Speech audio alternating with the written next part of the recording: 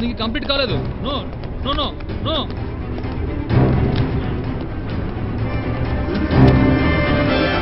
No no this not a proper test. Open the door.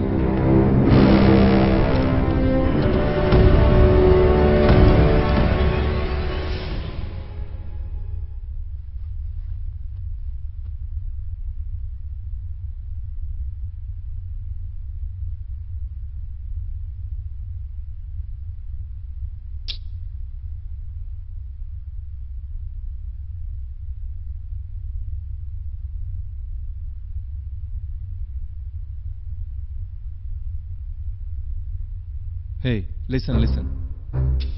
Invigilator ఏం చెప్పాడో ఒక్కసారి గుర్తు తెచ్చుకుందాం.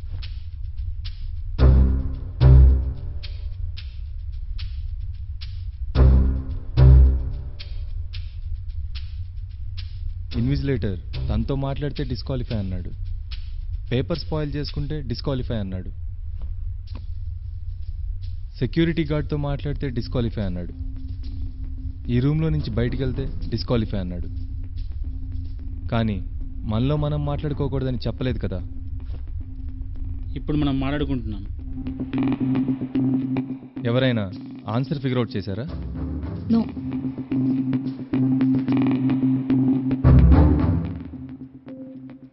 ఆన్సర్ గురించి కాదు ఇప్పుడు మనం మాట్లాడుకోవాల్సింది, క్వశ్చన్ గురించి. But what's the question? ఆ క్వశ్చన్ కనుక్కోవడానికి కూడా మన దగ్గర 82 మినిట్స్ మాత్రమే ఉంది. క్వశ్చన్ ఏంటో తెలుసుకుంటే ఆన్సర్ చేయడానికి 1 మినిట్ చాలు. లేదా 1 మినిట్లో క్వశ్చన్ ఏంటో మనం గెస్ చేయగలిగితే ఆన్సర్ చేయడానికి 81 మినిట్స్ టైం ఉంటుంది. మనకు ఆన్సర్ చేయడానికి చాలా తక్కువ స్పేస్ ఉంది. As she said, the former is right. Question ఏంటో తెలుసుకోవాలంటే మనం ఒకరికొకరు హెల్ప్ చేసుకోక తప్పదు. మనం కాంపిటీషన్లో పార్టిసిపేట్ చేస్తున్నాం, ఎందుకు హెల్ప్ చేసుకోవాలి? క్వశ్చన్కి ఆన్సర్ రాయడంలో మన మధ్య కాంపిటీషన్. అసలు ఇక్కడ క్వశ్చన్ ఏంటో తెలియదు కదా. సో క్వశ్చన్ ఏంటో తెలుసుకోవాలంటే మనం ఒకరికొకరు హెల్ప్ చేసుకోక తప్పదు. ఎస్, ముందు క్వశ్చన్ ఏంటో తెలుసుకోవాలి. న్యూటన్కి క్వశ్చనే కనుక రేజ్ అయి ఉండకపోతే ఎన్నో విషయాలకి సమాధానాలు దొరుకుండేవి కదా. సో ముందు క్వశ్చన్ ఏంటో తెలుసుకోవాలంటే we have to find out key. ఆ తర్వాత ఆ క్వశ్చన్కి మనం ఆన్సర్ చేయొచ్చు. క్వశ్చన్ ఫైండ్ అవుట్ చేయడానికి మనం ఒకరికొకరు హెల్ప్ చేసుకుంటామని వాళ్ళు ఎక్స్పెక్ట్ చేయొచ్చు కదా. Yes, you're right. అలా ఎందుకు అనుకోవాలి? ఈ జాబ్ని గురించి మీరేమనుకుంటున్నారో నాకు అర్థం కావట్లేదు. మనం కంప్లీట్ చేస్తున్న పొజిషన్ గురించి ఆలోచించారా? ఇంత ఇంపార్టెంట్ ప్లేస్మెంట్ని అంత ఈజీగా ఇచ్చేస్తారా? వాస్తవాలు, వర్ణనలు, అభిప్రాయాలు, విభేదాలు ఇవి రాసేస్తే ఈ జాబ్ ఇవ్వాలన్నది వాళ్ళ ఉద్దేశం కాదు. ఇలాంటి జాబ్కి కావాల్సింది initiative, observation, interplay. I think వాళ్ళు కూడా అదే ఎక్స్పెక్ట్ చేస్తున్నారు. Yes, she's right. అంతేకాదు, మనలో team work and leadership qualities కూడా అబ్జర్వ్ చేస్తున్నారేమో. మన ముందు స్ట్రెస్ సినారియో క్రియేట్ చేస్తున్నారు. మనలోని ఇంటెలిజెన్స్ ని, రెసిలియన్స్ ని టెస్ట్ చేసేందుకే ఇలాంటి సిచ్యువేషన్ మనకు కల్పించారనుకుంటున్నాను. ఎస్, మనలోని బెస్ట్ క్వాలిటీస్ని టెస్ట్ చేసేందుకేమో. అలాగనే ఎందుకు అనుకోవాలి? మనలోని బ్యాడ్ క్వాలిటీస్ని టెస్ట్ చేసేందుకు అనుకోవచ్చుగా. వాళ్ళు ఏ ఉద్దేశంతో ఈ టెస్ట్ పెట్టినా క్వశ్చన్ ఏంటో తెలుసుకోవాలంటే we have to help each other. Do you all agree? Yes, agreed. Yes. What about you dear? My name is not dear mister. Oh, no names, not real one. ఏదో particular reason కోసమే వాళ్ళు మన names code చేయకుండా numbering ఇచ్చారు. మన పేర్లు ప్రస్తావించకుండా ఉండడం వెనుక రీజన్ ఏమై ఉండొచ్చు? See, maybe caste and religion లాంటి విషయాలు మనలో మ్యూచువల్గా హెల్ప్ చేసుకునేందుకు లీడ్ చేస్తాయనుకుంటున్నారేమో. నాన్సెన్స్, అన్ఎడ్యుకేటెడ్ లా మాట్లాడుతున్నారు. He might be right. Uneducated లా మాట్లాడుతున్నారంటున్నారు. యూనో, మన దేశంలో హైయర్ ఎడ్యుకేషన్లో టాప్ 3 యూనివర్సిటీస్ తీసుకుంటే there you can find a lot more caste and community feeling. Caste ideology common పీపుల్లో కంటే మన గ్రేట్ యూనివర్సిటీస్లోనే ఎక్కువగా కనిపిస్తుంది. So we can't deny his statement. Okay, అలాంటప్పుడు వాళ్ళు ఇచ్చిన నెంబరింగ్నే ఫాలో అవుదాం.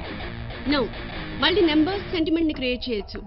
రీసెంట్ గా జరిగిన ఫుట్బాల్ వరల్డ్ కప్ ఫైనల్లో ఆక్టోపస్ ఇచ్చిన ప్రెడిక్షన్ తో నెదర్లాండ్స్ టీం తమ సామర్థ్యానికి తగ్గట్టు ఆడలేకపోయింది. ఎందుకంటే సైకలాజికల్ గా మేము ఓడిపోతాము అనే ఫీలింగ్ వచ్చేశారు. ఒక సైకాలజిస్ట్గా నేను ఈ విషయాన్ని అనలైజ్ చేస్తున్నాను.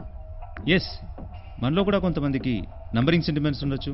ఓకే, డ్రెస్ కలర్ ప్రకారం వెళ్ళిపోదాం. నో, ఇక్కడ మళ్ళీ కలర్ సెంటిమెంట్ కూడా ఉంటుంది. Better will go according to our professions.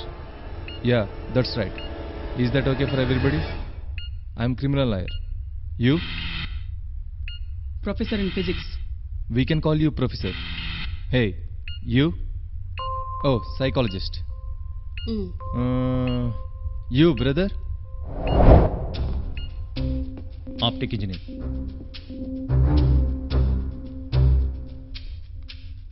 Junior scientist. MBA management. Business consultant. Journalist.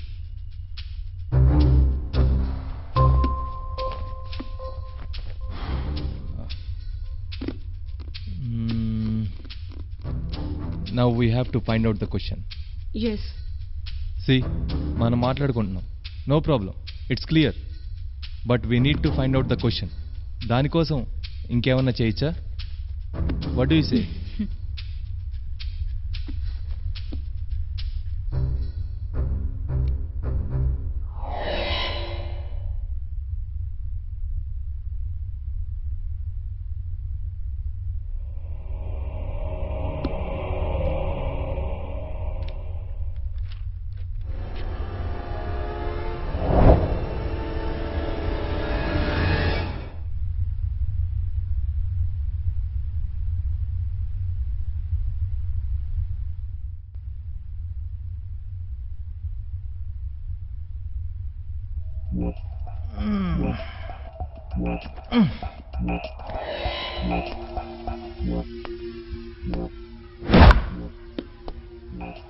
Look guys, still freezed.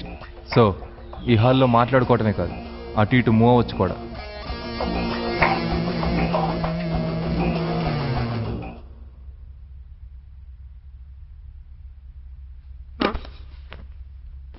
మాట్లాడుకోవడం నడవడమే కాదు.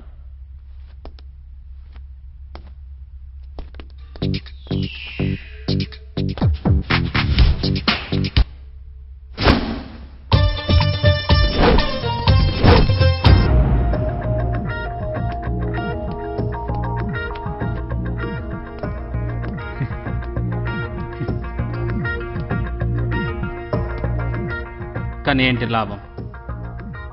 అసలు క్వశ్చన్ ఫైండ్ అవుట్ చేయడం గురించి ఆలోచించాలి కానీ. Yes, you are right. But ఏం చేయకుండా తేరక్ కూర్చుంటే క్వశ్చన్ ఏంటో ఫైండ్ అవుట్ చేయలేం కదా మై డియర్ చిట్టి పొట్టి scientist. Don't touch my spikes. Question ఈ పేపర్లోనే ఉండొచ్చు. విచిత్రంగా ఉంది. It must be in this paper, but we can't see it. You mean invisible ink? Watermark కూడా కావచ్చు. కావచ్చు, కాకపోవచ్చు. రివీల్ చేయడానికి ట్రై చేద్దాం.